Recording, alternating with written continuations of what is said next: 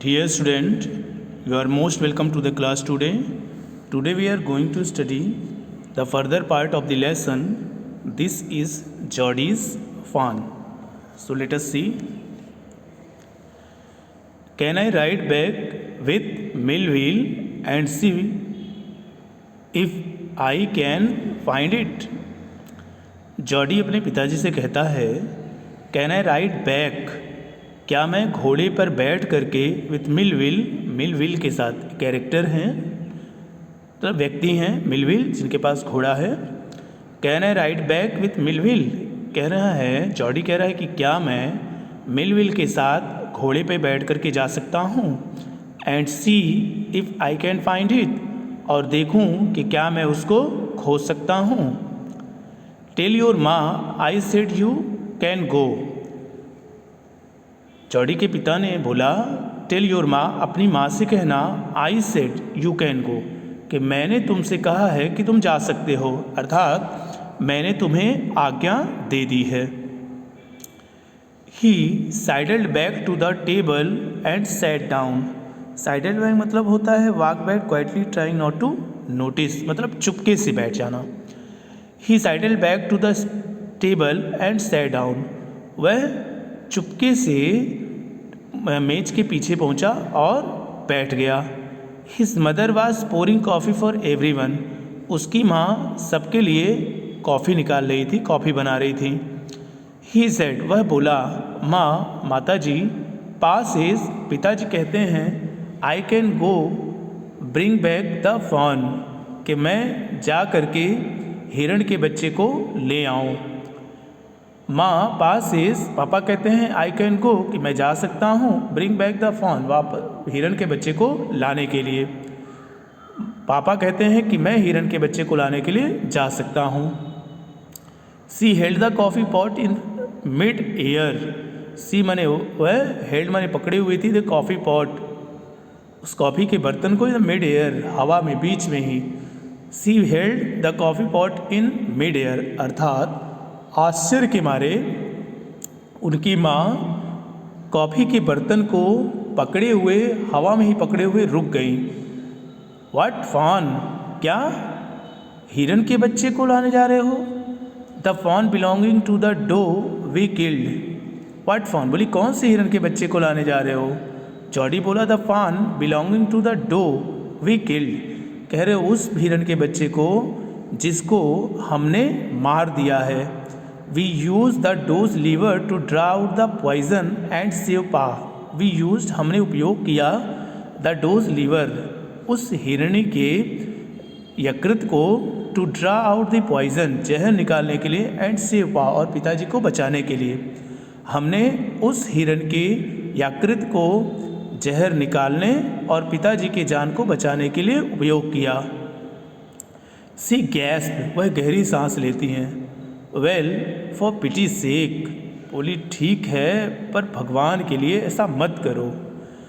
Pass is, it would be ungrateful to leave it to starve, Jody बोला कि पिताजी कहते हैं इट वुड बी अनग्रेटफुल, यह कृतज्ञता होगी, एहसान न मानने वाली बात होगी, टू लीव इट, इसको छोड़ना, टू स्टार, भूखों मरने के लिए, अर्थात हिरन के बच्चे को भूखों मरने के लिए छोड़ देना, यह एहसान न मानने वाली बात होगी, अर्थात कृतज्ञता होगी, ऐसा पिताजी कहते हैं। डॉक विल्सन सेड, डॉक मतलब डॉक्टर विल्सन, सेड माने बोले, दैट्स राइट, बिल्कुल सही। मैम, मैम बोली, मैम बोले मैम यह बिल्कुल सही है। Nothing in the world come quite free, इस संसार में कुछ भी नहीं, कम्स माने मिलता है, क्वाइट फ्री मुफ्त में, इस संसार में कुछ भी मुफ्त में नहीं मिलता, अर्थात उसका मोल चुकाना पड़ता है।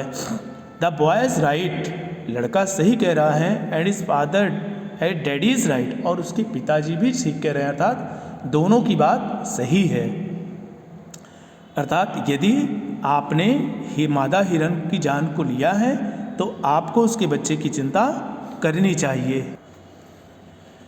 मिलविल सेड, मिलविल बोले, he can ride back with me, I will help him find it.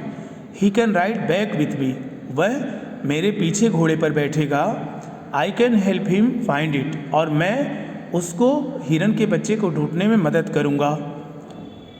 C set down the pot helplessly, अर्थात जॉडी की जो माँ थी वो असहाय होकर के द पॉट माने बर्तन को नीचे रखी। She set down the pot helplessly, और उसकी माँ ने असहाय होकर अर्थात निरुत्तर होकर कॉफ़ी का जो बर्तन था उसको मेज पर रख दी। Well if you will give it your milk we have got nothing else to feed it. Jody की माँ बोली ठीक है, लेकिन if you will give it to your milk, यदि तुम उसको पीने के लिए अपना दूध दो तो ही तुम जा सकते हो। We have got nothing else to feed it, हमें उसको खिलाने के लिए कुछ और नहीं है, अर्थात हमारे पास उसे खिलाने के लिए और कुछ नहीं है। अगर तुम अपना दूध उसे पिला सको तो ऐसा करो। Millwheel said, come on boy we have got to get riding. Millwheel बोला बेटा आ जाओ, we have got to get riding, अब हमें घुड़सवारी करनी है, अर्थात घोड़े पर चढ़कर जंगल की ओर जाना है। माँ बैक्स्टर आस्क्ड एंक्सियसली, माँ जॉडी की जो माँ थी एक्स्टर्स, वो चिंतित होकर के बोली you will not be gone long, ज़्यादा दूर नहीं जाना। जॉडी सेड, जॉडी बोला I will be back before dinner for sure, कहा I will be back before dinner, मैं रात्रि भोजन से पूर्व ही आ जाऊँगा। फॉर श्योर, निश्चय है, यह निश्चित है कि मैं रात्रि भोजन के पहले आ जाऊँगा। Millwheel mounted his horse and pulled Jody's up behind him. Millwheel अपने घोड़े पर सवार हो गया and pulled Jody's up behind him, और जॉडी को खींचकर अपने पीछे बिठा लिया। He said to Millwheel do you think the fawn's still there. He said to Millwheel, था जॉडी मिलविल से बोला डू यू थिंक, क्या तुम्हें पता है, द फॉन स्टिल देयर, कि हिरन अभी भी वहीं पर होगा। Will you help me find him, क्या तुम उसे खोजने में मेरी सहायता करोगे। मिलविल बोला we will find him if he is alive. Millwheel बोला कि यदि वह जीवित है तो हम उसे ढूंढ लेंगे, लेकिन how you know it's a he अर्थात नर। कह रहा हाउ यू नो, लेकिन तुम्हें कैसे पता है इट्स ए ही, कि वह नर हिरन है, वो जो हिरन का बच्चा वो नर है। जॉडी बोला the spots were all in a line, कह रहा कि इसके ऊपर जो धब्बे बने हुए हैं काले रंग के, were all in a line, वो सब पंक्ति में हैं। ऑन ए डो फॉन, और जैसा कि एक नर हिरन पर होता है, एक हिरन के बच्चे पर होता है। पासेस, और पिताजी कहते हैं the spots are every which way, के पिताजी कहते हैं द स्पॉट्स की ये जो धब्बे होते हैं आर होते हैं एवरी विच वे, सारे ओर। पिताजी कहते हैं कि जो नर हिरन के बच्चे होते हैं उनके ऊपर ये जो धब्बे होते हैं वो चारों ओर पाए जाते हैं, और दैट्स वाई, इस कारण से मुझे ये पता चला कि जो हिरन का बच्चा है वह नर है, मादा नहीं है। तो आज के लिए बस इतना ही। I hope you understand. Thank you.